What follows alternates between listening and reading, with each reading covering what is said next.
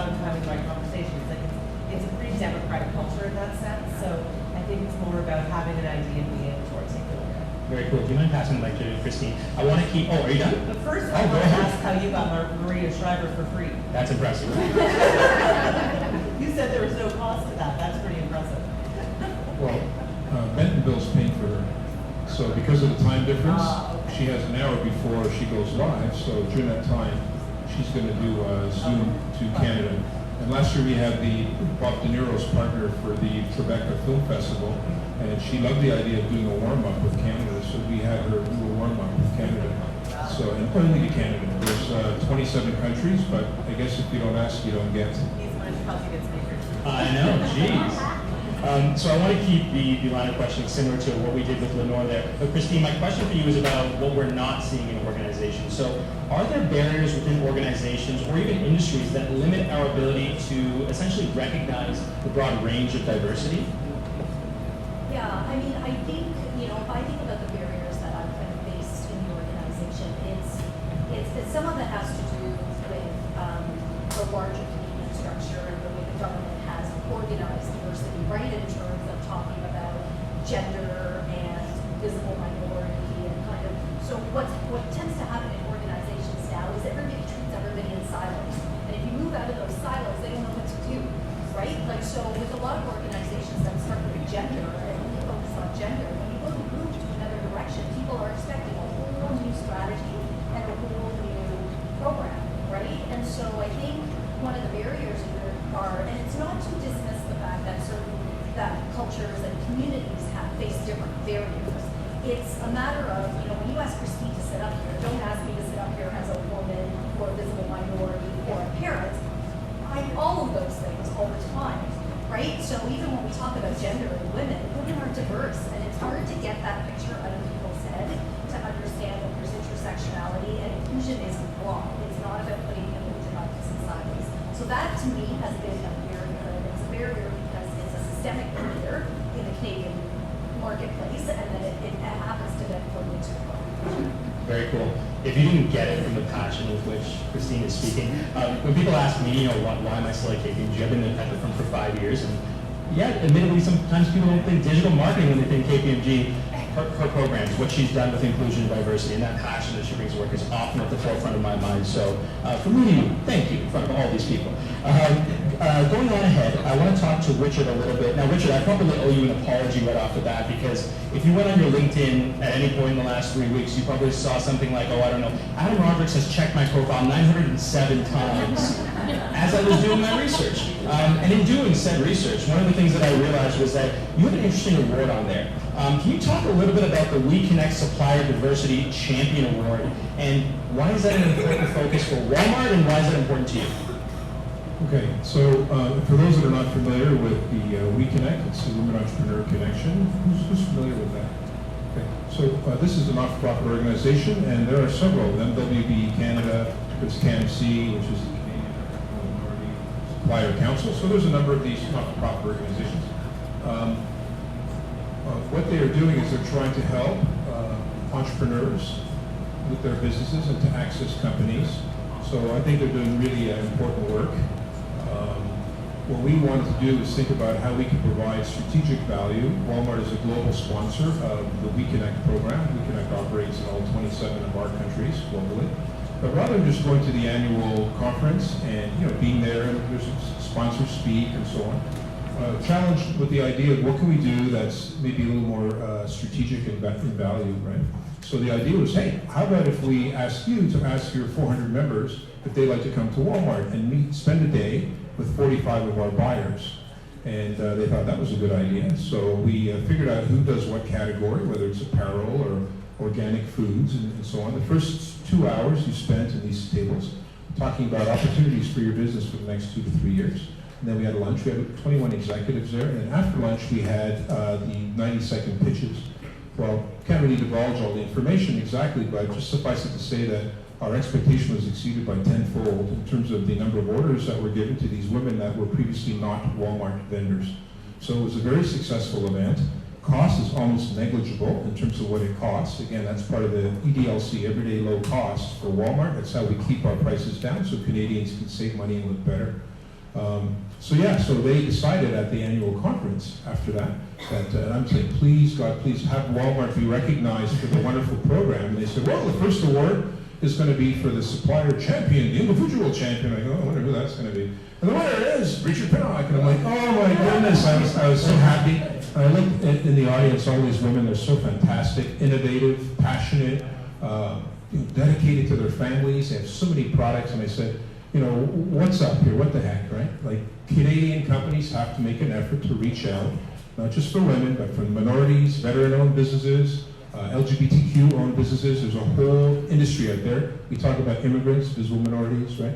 There's so much passion, so much innovation. As I said many times, it's time for our new Canadians to stop driving Ubers and taxis and start driving the economy.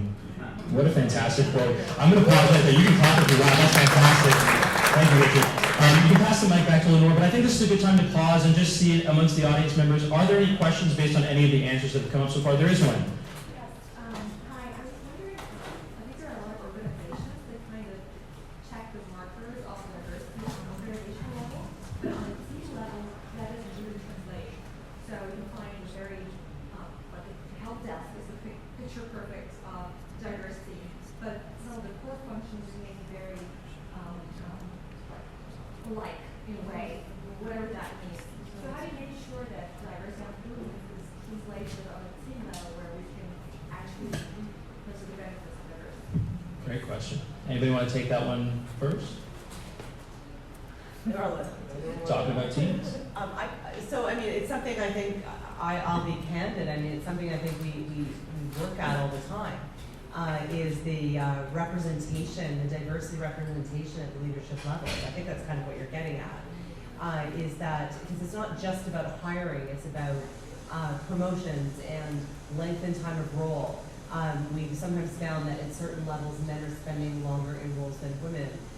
We found that at our leadership levels, we don't have the same LGBT, disability, visible minority representation, indigenous representation we'd like to see reflecting Canadian society. So I think that's when you have to start focusing on hiring is important, but who you bring in the door at the junior levels is only one small part of the story. It's very important. But then what's within your systems? Like, how are you developing people, giving them experience and exposure, and giving them the chance to become those leaders, and where are the biases in those systems, and how are you disrupting them? So it's actually a very complicated thing, but I think it's important to look at the entire life cycle of a career and understand where people are being held back. Very cool. Anybody else want to take that? One of the things that I would say is a huge focus for our team, and part of their accountabilities is to stay extremely close to the marketplace, right? And really, like year over year, we track what is happening in the Canadian marketplace to make sure that we are an organization that is representative of our country, right? So we know that last year was the largest population increase that Canada has had in a long time. 80% of that came from newcomers and immigrants into the country, right? To even comment on your question. So what that means for an organization like us is our team has to sit back and say, how are we going to respond to that, and what is going to be different for us this year? So what we did, I would say a year ago, is we took a step back. We're a very data-driven organization, so that comes into our team quite a bit to measure, are we representative on the Canadian marketplace? Last year, what we said is we are now going to put newcomers and new immigrants at the top of our list, and refugees, right? And we're going to now start to track that. I know it doesn't sound right, but we have to track it to make sure we're moving forward. So we put training programs in place this year for our leaders to train them on ensuring that they are leveraging the cultural skills that are coming in our door. So we're hiring over 30% of our hires last year were newcomers who've been with us for less than 5 years. We are now trying to educate our leaders to say, we're hiring, but now you need to absorb the diversity and the good things that they have to bring. So, and you also need to recognize that as a newcomer, so for me, being representation culture, I am taught not to speak of this spoken to. You never heard that. But that was my path growing up. Don't speak until spoken to. Don't brag about yourself. Be respectful. And that's how I showed up in the workplace, right? I would be at a big table and not say anything. People thought I was an introvert. for years. So now it's about sharing cultural traits like that with our leaders to say, you need to help those individuals, right? You need to know that although their English is fluent, it's not their first language. They came from a country where they might have been speaking Hindi all day long, and now, though it sounds okay to you, it's not their first language. These are the little stressors that we need to understand. So those are some of the things that we are doing to track, to make sure not only that we're representative, but that we're inclusive, and that those people that are coming in our doors are having equitable opportunity to then get promoted into the organization. So just a kind of comment on that. Thank you. Richard, anything to add to that? No, you're good. Well, we'll keep it. Another question? Okay, we'll take one more audience question, then we're gonna get back. I did a lot of research. The pre-game has no, you don't know how much I enjoyed this, but please go ahead with your question. Oh, I'm going to even more than you. First of all, going. That's great. I'm going. And are you going? I'm married to going. I'm not Oh my going. God. I'm Anglo, but. This is like a 50% ratio. It's like going. Yeah. Great. I'm going. So I'm really interested in how consulting companies and even Walmart, stiff organizations, cookie cutter. So you're talking about bringing in, diverse people. But how about the diversity in the non-traditional background? When we get background, that's corporate training, really stuff. But how does a person from a non-business corporate, an MBA background, I'm not the MBA guy, but I have these amazing skills. I'm a change agent, I'm a problem-solving machine. There's a lot of us with talent that don't come from the traditional business background. We just heard that Rockman doesn't have people of color from Canada that much. How do we change that? But most importantly, do you have examples of people who brought in who weren't the Procter and Gamble other guys, or from the usual places, or the typical business school grads that were non-traditional but had the skill, personality, good spot? I feel like we need to switch places right My now. It's so undergrad, good. yeah, my undergrad's in film studies, so I guess I was a little bit different at Deloitte, but I think that you're seeing, I think the accounting firms were like that way more 10 years ago, but I think I'm sure that we'll both agree that all talent acquisition initiatives are about broadening that aperture, bringing in, we have former nurses, former designers, behavioral scientists, doctors, lawyers, former nurses, former psychologists, like many ones a day. And my guess is that that's not the only ones. That is becoming a very important aspect of diversity right now. So understanding that diversity of thought. Excellent questions, guys. Keep the other ones going. If you have other burning questions, I will take another break for them. Richard, anything to add to that, or should we keep on rolling? Okay, I'm gonna stick with you though. So let's go. While I was doing that Creep Fest on your LinkedIn, you so eloquently put it that it is imperative now. It's a must do. It's no longer a nice to do to create a stronger, more inclusive environment at work. I want to ask you, do you remember when it was that shift from a nice to do to a must do in the corporate culture in Canada? Was there a moment? Was there a movement? What happened?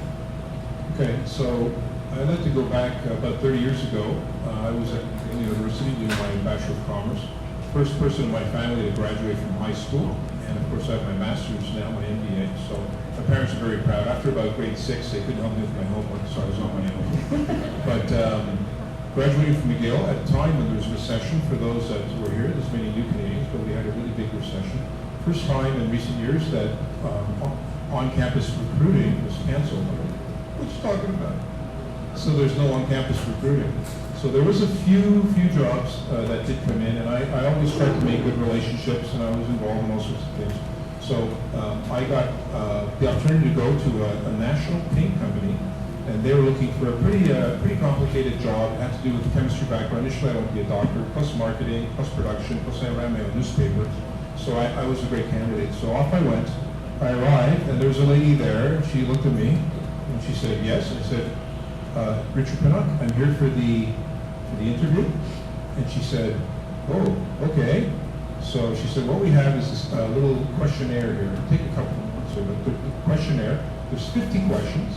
But don't worry about finishing it. I've been here for 14 years and nobody's ever finished this questionnaire. I said, okay. And she said, you have 12 minutes. Okay, do you understand? I said, yeah, I think I understand. So she said, okay, have a seat. So I sat down and I, here we go. She started one of those timer, you know, the old kitchen. So she's sitting at her desk, doing whatever. And then 11 minutes go by and you hear, she looks up and she's like, what did this guy not understand in the instructions, right? And she goes, what is it? And I said, I'm finished. She looks at me, right? She goes, takes the thing, like she takes the paper out of my hand. I'm like I'm not going to say what was almost happening. I was pretty afraid as a young man, right? It's a beautiful sunny day. I thought, this is my break. I worked so hard. I met McGill, my father who worked on the train for 37 years, will be so proud. Takes it out of my hand. Have a seat. Having a seat again. She comes up. And I said, how did I do? She said, did very well. And I said, how many did I get right? And she said, you got 44 right. And I said, what was the highest score in 14 years? And she said, 45. And I'm like, she goes, but unfortunately, I have to tell you, I can't put your resume forward. And I'm like, what? And she said, I'm afraid I'll lose my job if I do. So that's when I almost had the moment, right? Like I was afraid of, remember as a kid when you almost like, you know? So I'm like, wow. So I use this little case scenario, and I do a lot of public speaking with kids with the Toronto Police, Halton Police, and I've been doing it for many years. And I said, what would you do? They said, oh, you should talk to the boss, you should do this. But you know what I did? Got back in my car, a little junker, right? And I said, I'm going to do everything I can to ensure that other Canadians don't have to experience what I just experienced. That was 30 years ago, and I'm still doing it today, and that's why I'm here tonight. Awesome story, thank you. It's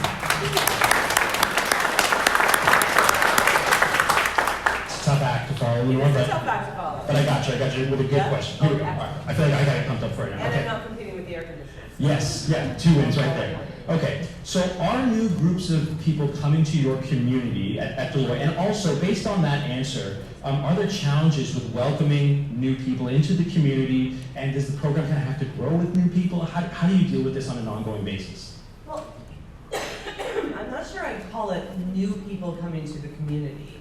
It's the same people who've been coming for a while. Okay. I think that we're starting to see different types of diversity that we haven't dealt with before.